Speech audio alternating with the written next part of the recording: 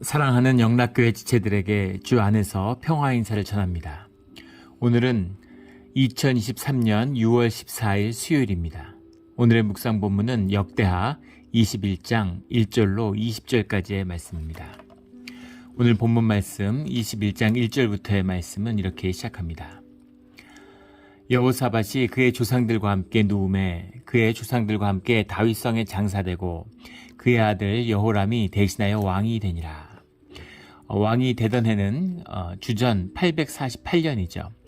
그러나 848년부터 852년까지 4년 동안 섭정을 했습니다.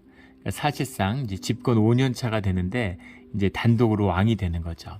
여호람이 왕이 되는 겁니다. 여호람은 그 유다의 역사 가운데서 손에 꼽히는 그런 악한 왕으로 기록되는 왕이죠.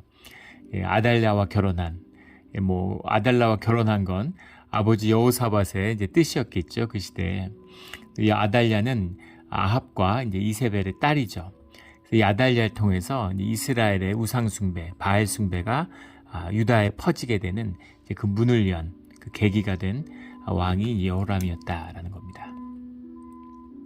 2절에 여호사밧의 아들 여호람이 아우들 아사랴와 여히엘과 스가랴와 아사랴와 미가엘과 스바다는 다 유다의 왕 여호사밧의 아들들이라. 여기 아사랴가 2번 나와요. 왜 이렇게 번역을 했는지 알 수가 없는데 원문은 틀립니다. 히브리 원문에 보면 앞에 나오는 아사랴는 아자랴하고 뒤에 있는 아사랴는 아자랴후라죠. 아자랴후인데 아사랴 했으면 아사랴후 이렇게 했으면 좋았을 텐데 왜 이름을 똑같이 썼는지 그건 잘 모르겠습니다. 번역이 이제 아자랴후 이렇게 다른 이름이다라는 걸 볼 수 있죠.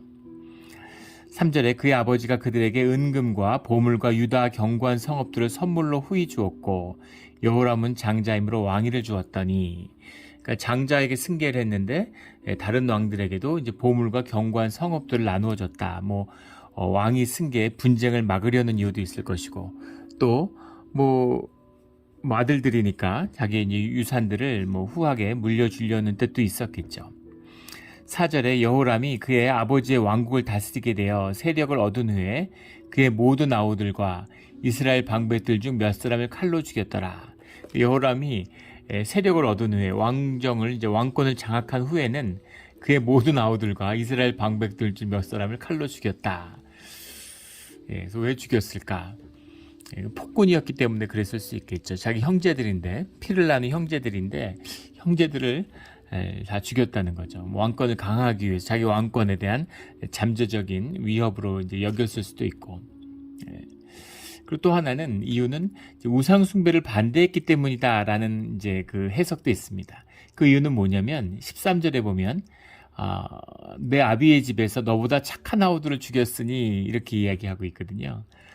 착한 아우라는 게 무슨 성품이 착하다 이런 뜻이 아니겠죠. 성품이 선하다, 착하다라는 의미는 이제 성경에서 쓸 때는 악하다, 선하다 이렇게 쓸 때는 우상 숭배가 기준이 됩니다. 그래서 우상 숭배가 퍼지니까 그거에 반대하다가 죽임을 당했다 이런 해석도 있죠. 아무튼 우상 숭배를 반대하든 반대하지 않았던 자기 혈육들을 잡아 죽이는 사람이니까 제정신이 아닌 거죠. 얼마나 폭군이고 권력에 이제 미쳐 있는 이제 그런 왕이다라는 사실을 이제 볼 수 있겠죠. 여호람이 왕이 오를 때 나이가 32세라 예루살렘에서 8년 동안 다스리니라. 그런데 실제로는 그 섭정 기간을 포함하면 12년이 되지만 또 그의 치세 8년 동안에 5년을 중병에 걸려서 제대로 집권을 하지 못했다고 해요. 그래서 실제 치세는 3년에 불과했다. 이런 해석도 있습니다. 불과 3년을 했는데 나라를 이렇게 망칠 수가 있을까? 근데 그런 일들은 역사상에 수없이 많죠. 그래서 이제 그 왕이 잘못된 길로 행하면 나라가 흔들흔들 하는 겁니다. 심지어 미국 같은 나라도 그렇잖아요. 중국 같은 나라 한번 보세요. 중국이 잘 나가다가 지금 흔들흔들 하죠. 완전히 방향과 길을 잃었어요. 중국이 그 도광양회, 빛을 감추고 실력을 키우는 이제 그런 길을 한 10년만 더 갔더라면 아마 중국은 정말 세계 초강대국으로 등극했을는지도 모르죠.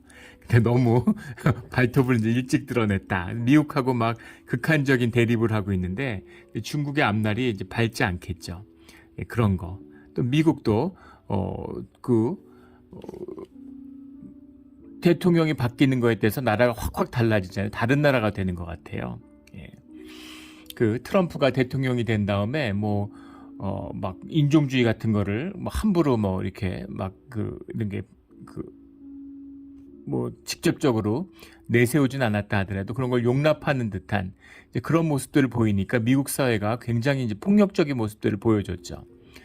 예, 뭐 지지자들도 많이 있겠지만 제가 충격을 받았던 건 우리 이 시사이드 몬트레이 시내에서 지난 대선이 있을 때 예,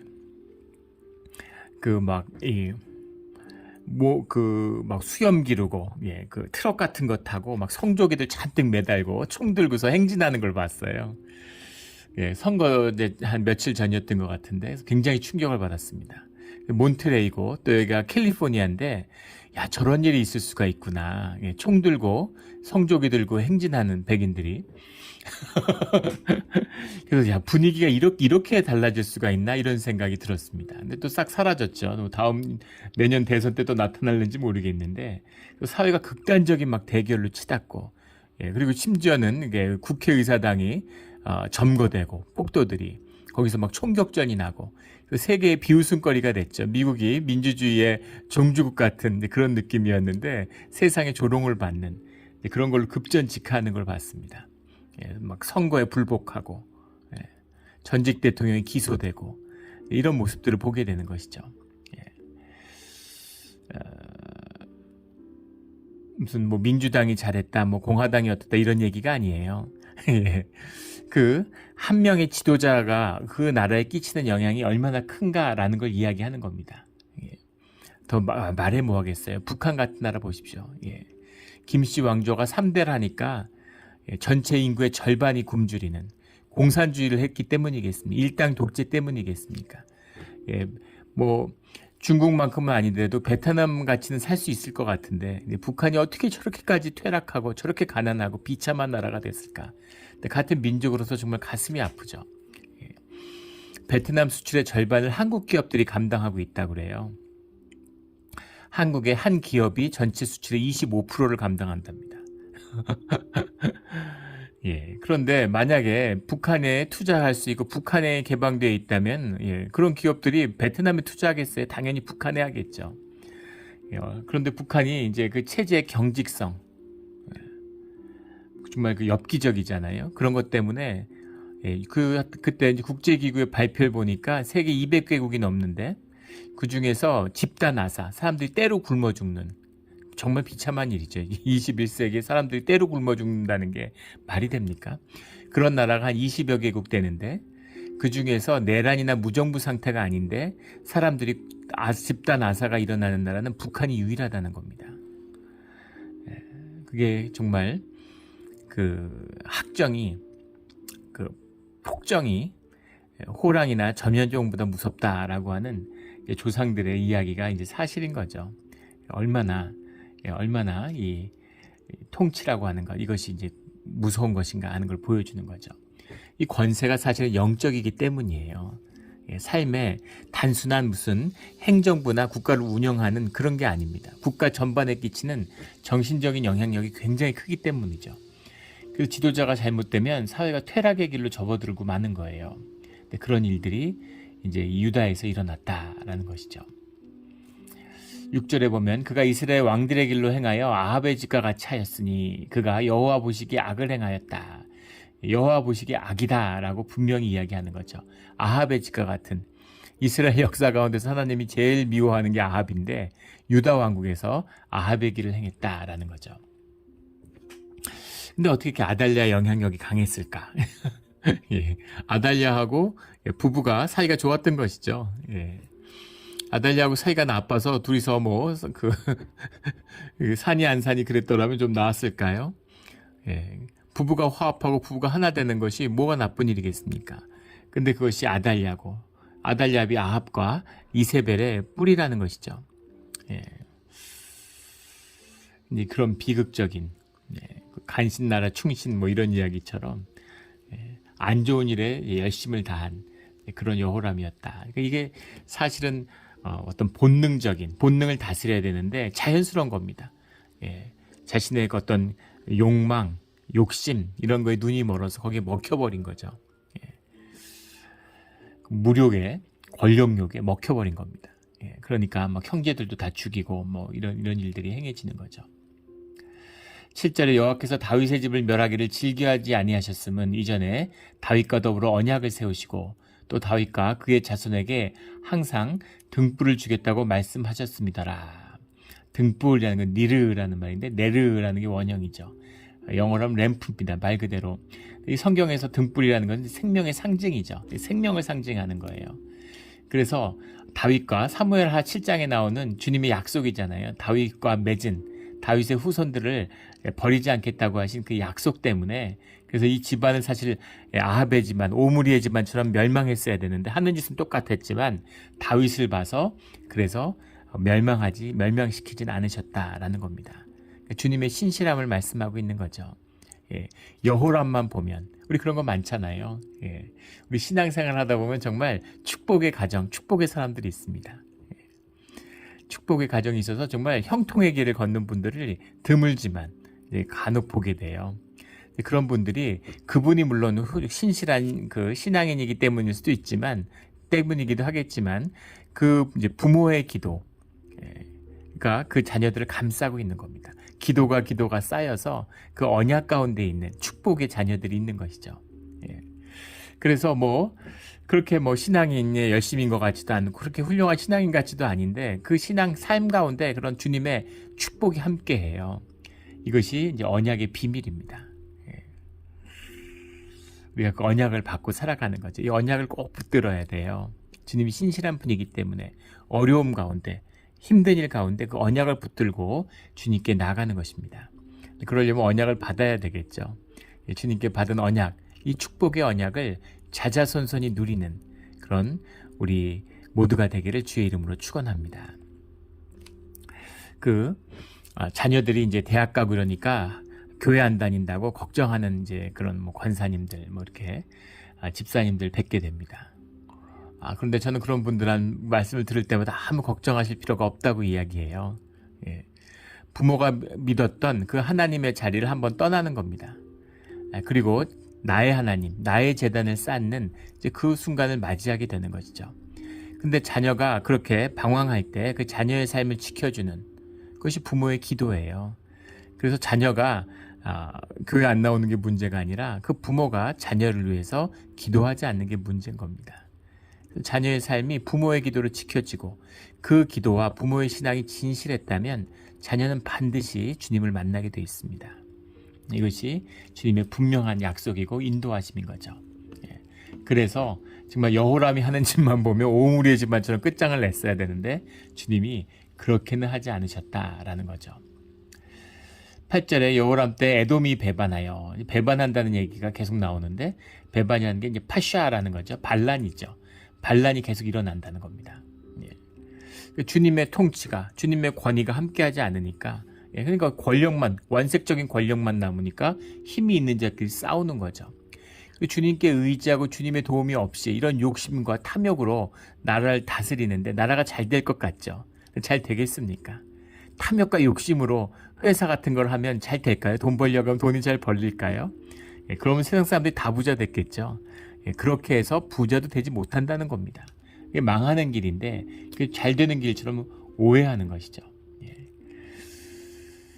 그런 분들이 있어요. 지금 우크라이나가 전쟁하는데 우리나라는 국익에 관련돼 있지 않으니까 러시아한테 돈 벌 수 있으니까 우크라이나를 도와야 된다. 또 중국이 여러 가지 학정과 학대를 해도 우리가 수출을 많이 하니까 그런 거에 눈 감아야 된다. 그렇게 탐욕을 추구하면 나라가 부흥하고 잘 될 것 같습니까? 역사가 증언하는 것이죠. 그럼 나라가 망해요. 나라가 뭡니까? 사람들이 국가라고 하는 하나의 가치 체계, 이념 체계의 동일성을 같이 공유하고 있는 것이잖아요. 그렇다면 같이 공유하는 동일성의 기준, 정체성이 뭐냐는 거죠. 그게 합리적인 뭐 국가의 운영일 수도 있겠지만 또 가치고 자유의 가치고 뭐 시장의 가치일 수도 있고 법질서와 공정함, 정의의 가치 이런 걸 공유하기 때문에 국가가 돌아가는 것이죠. 미국이란 사회가 번영하고 세계의 지도적인 국가가 됐던 건 기독교의 이상이 신앙의 그 꿈이 꿈을 땅에서 이루고자 하는 그 꿈이 현실적인 국가의 체계를 뒷받침하고 있기 때문입니다. 그러니까 세계는 세상은 불합리할 수 있고 세상은 부패하지만 그걸 새롭게 하는 동력과 힘이 끊임없이 교회를 통해서 새롭게 했기 때문이죠. 그 힘이 약해지니까 미국도 지금 막 흔들흔들 하는 거예요. 그래서 무언가 가치와 의미를 추구하는 삶도 마찬가지죠. 근데 그런 걸 추구할 때 그게 세상의 섭리고 주님이 세상을 움직이는 법칙입니다. 그래서 주님을 믿고 주님께 의지하지 않아도 주님의 섭리를 따라가야 하는 거예요. 그걸 거슬러 올라가지 못해요. 그런 거죠. 마귀와 손을 잡고 마귀의 축복을 받는 자들이 있지요. 그러나 그런 자들이 세상의 주인공이 되고 세상에서 복받으면서 자자손손이 잘 되는 걸 보신 적이 있습니까? 절대 그렇게 되지 않아요. 그런 겁니다.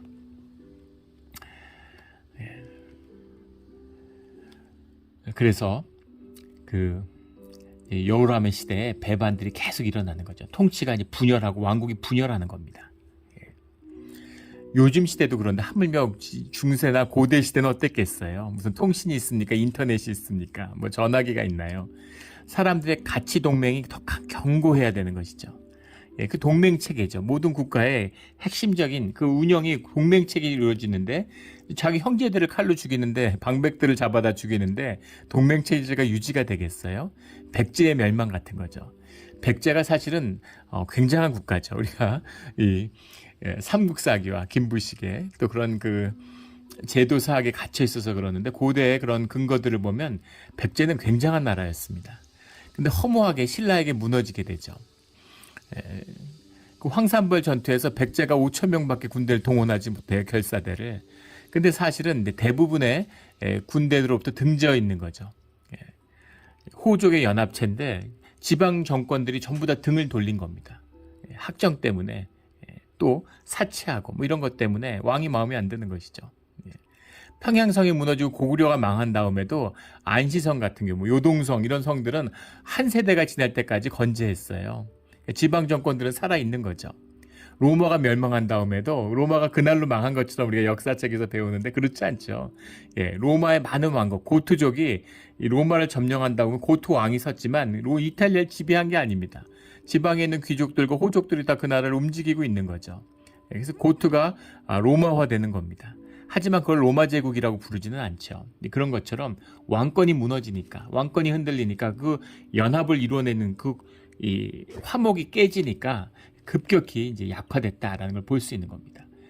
그래서 그 에돔이 먼저 반란을 일으키는데 9절에 여호람의 지휘관들과 모든 병거를 거느리고 출정하였더니 에돔은 다윗의 시대에 이스라엘의 통치 아래 들어왔다가 그러다가 이탈했는데 그 뒤에 다시 이제 여호사밧 때 회복이 된 거죠. 그런데 다시 이탈했다는 겁니다.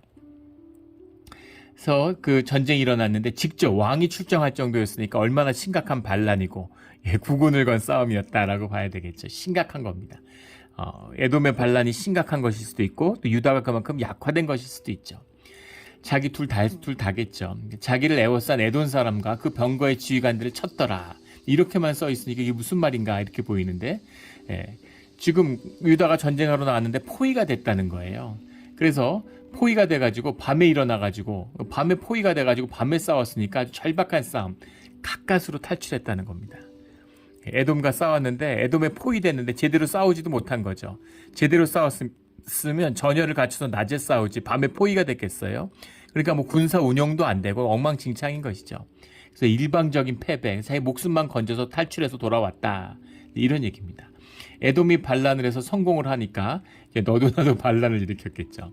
10절에 가니까 유다의 지배에서 벗어났는데 에돔이 배반해 오늘까지 그러했으며 그러니까 그 뒤로 쭉 에돔이 독립적인 왕을 세운 독립왕국이었다 이런 이야기죠. 그때 림나도 배반하여 여호와의 지배에서 벗어났으니 이게 상당히 충격적인 겁니다. 에돔의 반란은 에돔은 이제 이웃 고종 사촌지간이지만 그래도 이제 다른 민족의 정체성을 갖고 있잖아요. 뒤에는 이제 이스라엘과 이렇게 유다의 민족으로 그냥 융합돼 버립니다. 그런데 림나라고 하는 것은 이제 도피성이죠. 다윗 시대의 도피성이었고 제사장들의 도시였어요. 레위인들이 사는 도시입니다. 그런데 림나가 반란이 일어났다. 이거는 림나가 왜 반란을 일으켰을까? 좋게 본다면 우상숭배에 만연에 반발했을 수도 있고, 무슨 이유인지는 나오지 않지만 림나는 이제 유다의 핵심적인 도시인데 림나가 배반했다라는 건 완전히 통치가 이제 여기 이제 바닥이 났다. 국가가 완전히 분열했다라는 것을 보여주고 있는 겁니다. 근데 그가 그의 조상의 하나님 여호와를 버렸습니다라. 그 우상 숭배하니까 제사장들의 도시가 이탈했을 수도 있고, 또 넓게 본다면 하나님을 버렸기 때문에 그 권위가 사라지고 평강이 사라지고 분열과 반란밖에 남지 않았다. 이렇게 볼 수 있겠죠. 근데 그가 조상들의 하나님 여호와를 버렸습니다라는 건 열왕기에는 나오지 않고 역대기에서 뒤에 평가를 붙인 겁니다. 왜 여호람 시대 이렇게 유다가 엉망진창이 됐을까? 하나님과 함께하지 않았기 때문이다라는 겁니다. 대한민국은 왜 이렇게 한국의 역사를 보면 참 지독히 운이 없는 민족입니다. 역사의 중요한 때마다 어떻게 그렇게 모자라고 용렬한 왕들이 나왔는지. 고종만 아니었어도 조선이 그렇게 비극적으로 망하고 식민지가 되지는 않았겠죠. 임진왜란 때 선조 같은 사람이 왕이 아니었다면 그렇게까지 비극적인 전쟁으로 진행되진 않았을 겁니다. 또 병자호란 때 인조 같은, 또 그 앞에 해필이면 또 인조 반정이 있어가지고 또 이괄의 난이 일어나고 제일 안 좋을 때 쳐들어와요. 또 원래 그런 것이죠. 그게 또 역사의 섭리기도 합니다.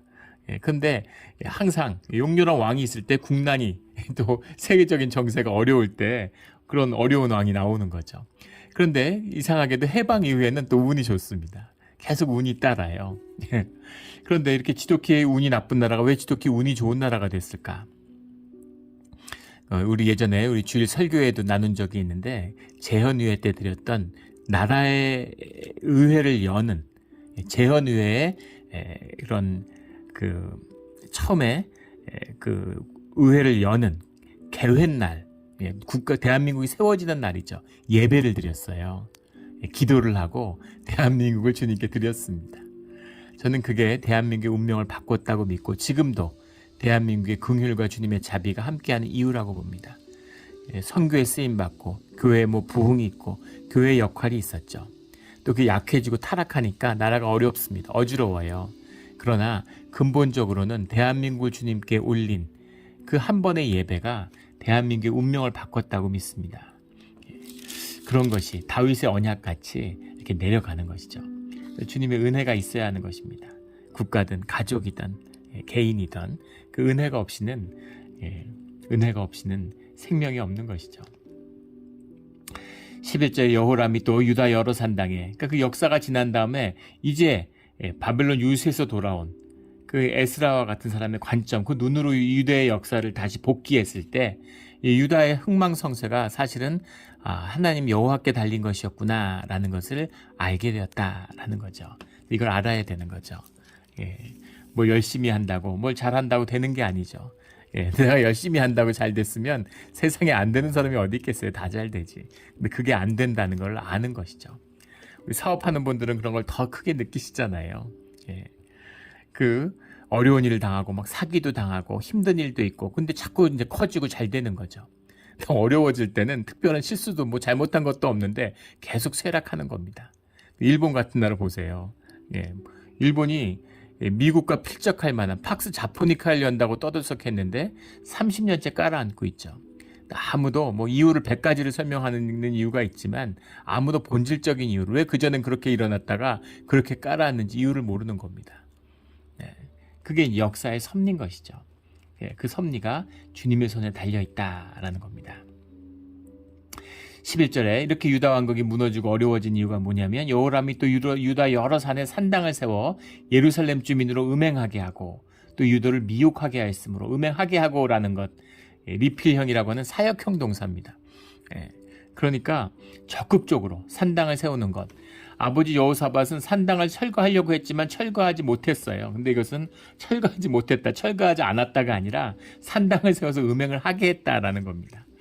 음행이라는 것에 대해서 여러 가지 이제 해석이 있을 수 있는데, 과연 이 당시에 유다 지방에서 정말 아람이나 이런 데서 이루어지던 그런 그 적극적인 의미에서 이 히랍 지방 같은 데서 행해지던 그런 음란의 제사가 지내졌느냐. 뭐 아세라 숭배 이런 데 보면 성전 창기가 있어가지고 집단적인 음행 이런 걸 실제로 했죠. 지금으로는 상상할 수도 없는, 상상할 수 없는 어마어마한 음행이 이제 성전에서 이루어지는 겁니다. 사치와 음행이잖아요, 세상의 일은. 그러니까 우상 숭배의 결론은 사치와 음행밖에 없는 것이죠.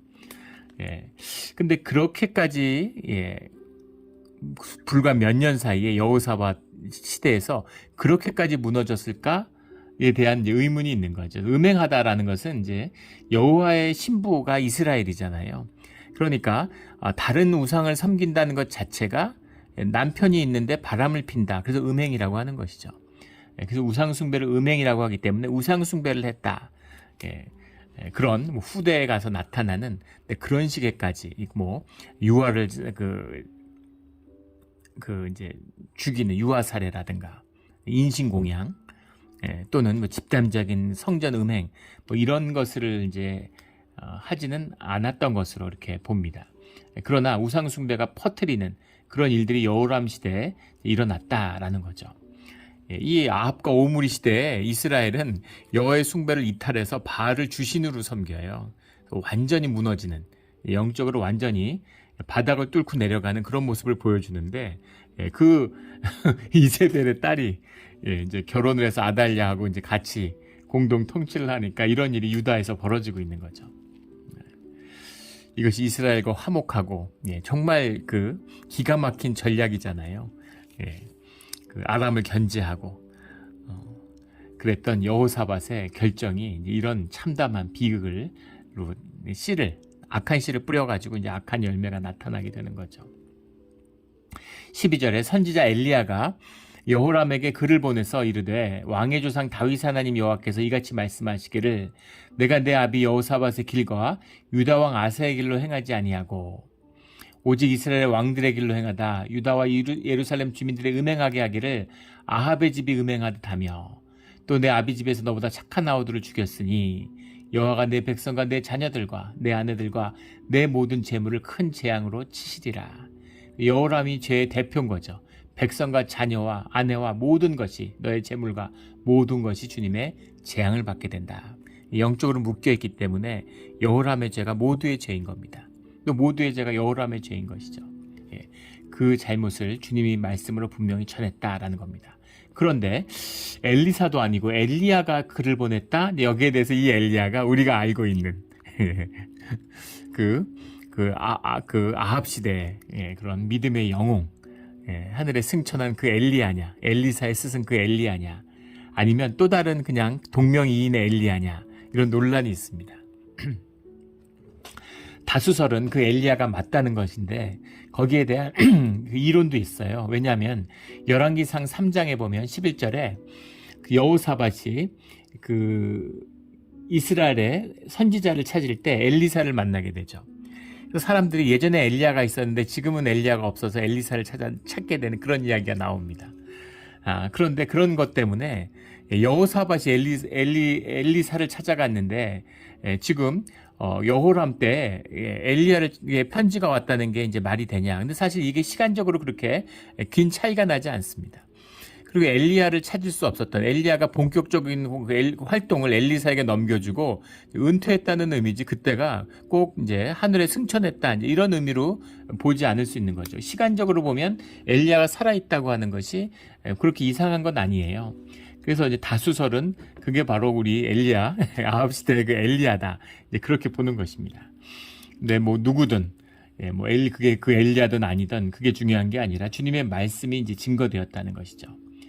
그래서 이 재앙이 닥친다라는 겁니다. 15절에 또 너는 창자의 중병이 들고 그 병이 날로 중하여 창자가 빠져나오리라 하셨다 하였더라. 창자라는 게 이제 메에카라는 말인데 메에카라는 게 이렇게 그 볼, 이런 그릇 같은 겁니다. 보통 이제 우리 내장을 의미하는 우리 배를 의미하는 것으로 우리가 배를 채운다 그러잖아요. 그럴 때 이제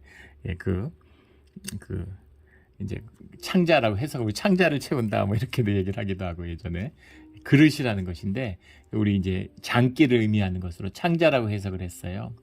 그래서 뭔가 안에 병이 들었는데 내과적인 질병이 든 거죠. 근데 정확히 왜 아픈지 왜 병이 들었는지를 모른다는 겁니다. 16절에 여호와께서 블레셋 사람들과 구스에서 가까운 아라비아 사람들의 마음을 격동시키사 여호람을 치게 하셨으므로 이방 민족을 들어서 이스라엘을 치시는 하나님, 이것이 성경이 증거하는 하나님의 중요한 부분이죠. 이방을 들어서 이스라엘을 치는, 이스라엘을 훈련시킬 때도 있고 또 신앙적으로 징계할 때도 있고 그런 걸 통해서 이방 민족을 쓰시는 주님이시다라는 겁니다. 그래서 아라비아와 블레셋 사람들이 막 들고 일어나서 침략을 하는데 17절에 유다를 침략하여 왕국의 모든 재물과 그의 아들들과 아내들을 탈취하였으므로 막내 아들 여호아하스 외에는 하나들도 남지 아니하였더라. 막내 아들 하나 남겨놓고 아내와 아들들이 다 죽었는데 왕국의 모든 재물, 이 왕궁이 예루살렘의 왕궁이냐 아니냐에 대한 또 논란이 있습니다. 근데 문제는 뭐냐면 만약에 예루살렘을 탈취했다고 하면 사실은 보물들은 전부 성전에 있잖아요. 예루살렘 성전도 역시 약탈했을 겁니다. 예루살렘을 점령한 나라든 애굽이든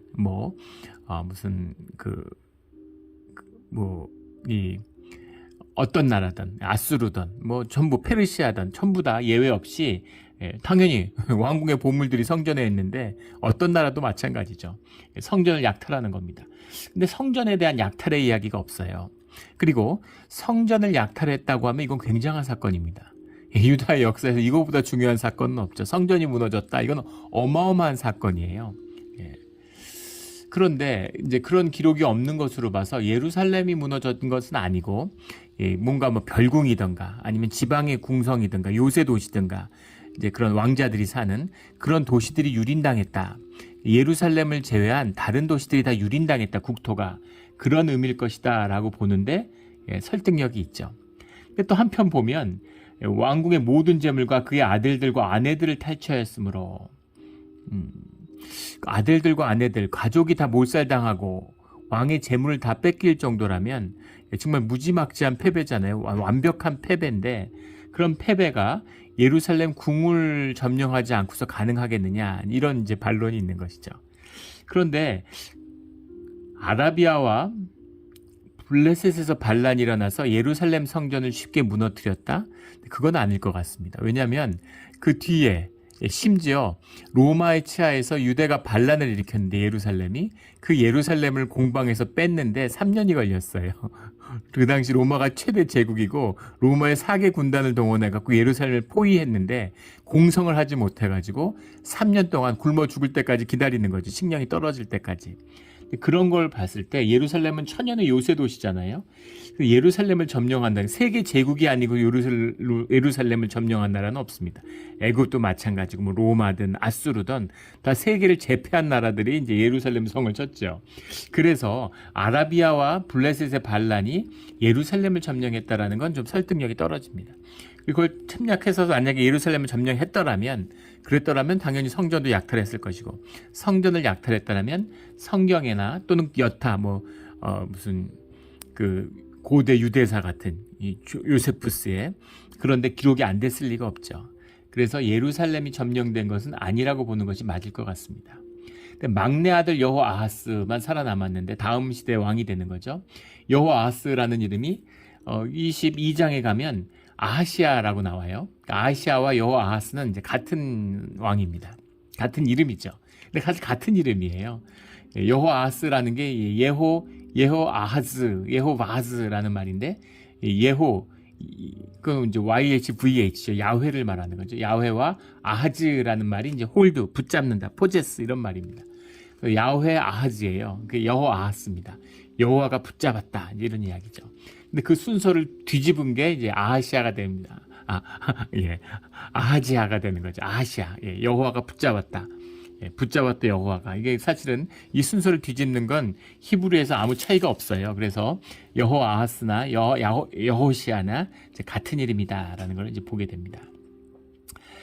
그러니까 정말 그 주님이 약속하신 거죠. 다윗에 이걸 끊지 않겠다고 하셨으니까 여호아하스만 살아놓고, 여호람의 형제도, 여호람 형제 여호람이 죽였고, 자식들은 반란군들이 와서 죽였고, 그래서 아들 하나만 살아남는 그런 이제 일이 된 겁니다. 이 모든 일 후에 여호와께서 여호람을 치사, 주변에 있는 것, 모든 재물과 자식들과 뭐 가족들 뭐 전부 다 그 치신 다음에 마지막에 여호와를 쳐서 이제 내장을 상하게 하는, 고치지 못할 병이 그 창자에 들게 하셨으므로 여러 날 후에 2년 만에 3+2였다는 게 열왕기를 보면 3년을 앓다가 2년 심해진 거죠. 그의 창자가 그의 병으로 말미암아 빠져나오매 이제 그 아픈 게 겉으로 드러나는 심한 병으로 죽으니 백성이 그들의 조상들에게 분향한 것 같이 그에게 분향하지 아니하였으며 애도하는 사람이, 분향하는 사람이 없었다는 거죠. 나라가 망해먹고, 또 신앙에 있는 사람들은 이거를, 나라를 전부 다 우상숭배로 물들게 하고, 가만히 놔둬도 중력으로 땅에 끌려가는데 땅에 그냥 패대기를 치고 땅에 그냥 뭐 자유낙하를 한 거죠. 비참하게 유다를 망쳐버린, 영도 망치고 육도 망치고 당연한 거 아니겠습니까? 영육이 하나이기 때문에 영이 무너지면 육도 무너지게 돼 있죠. 또 육이 무너지면 영도 무너집니다. 근데 육이 무너져서 영이 무너질 때는 천천히 무너져요. 한때, 두때, 반때로 가는 거죠. 영이 무너지고 육이 무너질 때는 한순간에 무너지는 겁니다. 그렇게 그냥 무너져 버린 것이죠. 그에게 분향하는 사람들조차 비참한 죽음이죠. 죽음이 그 사람의 인생을 드러내는 것인데, 그 죽음 가운데에서도 아무도 유다 가운데 분향하는 사람이 없었다라는 겁니다. 20절에 여호람이 32세에 즉위하고 예루살렘에서 8년 동안 다스리다가 아끼는 자 없이 세상을 떠났으며 무리가 그를 다윗성에 장사하였으나 열왕의 묘실에는 두지 아니하였더라. 열왕의 묘실에 뒀다는 건 무슨 얘기냐면 다 육신이 부활한다고 믿었잖아요. 그러니까 부활하면 다시 왕으로 부활하는 것이죠. 그런데 여호람은 이제 2번 다시 왕하면 안 돼. 여호람은 부활하면 안 돼. 그 얘기입니다. 그러니까 얼마나 이게 정말 비극적인 왕이었는데, 왕의 묘실에 두지 않았다라는 얘기는, 다른 사람들 다 부활해도 좋은데 여호람은 부활 안 했으면 좋겠어, 이렇게 받아들여졌다는 거죠. 아끼는 자 없이 세상을 떠났다는 게 무슨 말일까? 왜 아끼는 자 없이라고 해석을 했을까 모르겠는데, 로햄다흐라는 말입니다. 로라는 게 늘 나오는 부정사죠.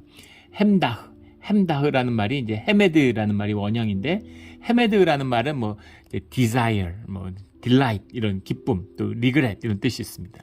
왜 2가지 뜻이 다 있냐면, 왕이 죽으면, 서양도 그렇죠. 우리 동양에서는 이제 뭐 그 부모님이 죽은 이제 죄인이다, 자식은.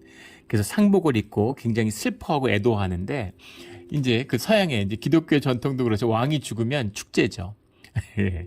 죽으면 천국에 가는 거기 때문에 슬퍼할 일이 아니에요.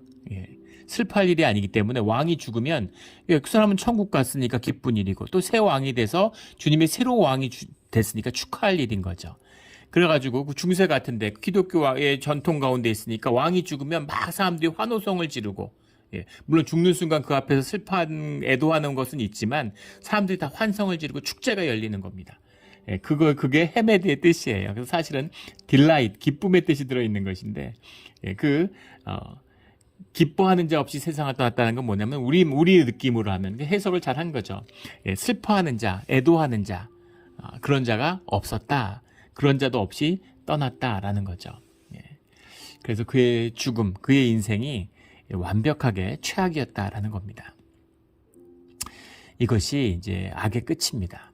선하게 살려고 애쓰고 믿음으로 살려고 애쓰다가 넘어지고, 본능을 다스리지 못해서 힘들어하고, 이게 우리 삶이잖아요. 그래도 주님의 은혜를 찾고 주님의 긍휼하심으로 함께 하는데, 여호람은 그런 게 없이 완전하게 정말 자기 욕망대로, 자기 욕심대로 땅의 중력에 끌려서 살았는데 그 결과는 최악이었다는 것이죠. 그럼에도 불구하고 다윗과의 언약을 주님이 버리지 않고 여호아하스를 남겨서 다윗의 그것을, 뿌리를 꺾지 않으셨다, 뽑지 않으셨다라는 겁니다. 이게 주님의 은혜죠. 다윗과의 언약을 이렇게까지 지키세요. 이 언약을 받은 이것이 우리의 하나님 여호와라는 사실 기억하고 주님께 받은 축복을 놓치지 않는 우리 모두가 되기를 주의 이름으로 축원합니다. 아멘. 기도드리겠습니다. 하나님 아버지 감사합니다. 우리 주님의 은혜, 다윗의 언약이 어떤 것인지를 보면서 우리가 신앙으로서 신앙의 부모가 되어야 하는 이유를, 기도의 자녀가 되어야 하는 이유를 보게 됩니다. 주님께 받은 언약을 결코 놓치지 않고 주님과 끝까지 함께하는 우리의 믿음의 자리가 되게 하여 주시옵소서. 감사하며 예수 그리스도 이름으로 기도드렸습니다. 아멘.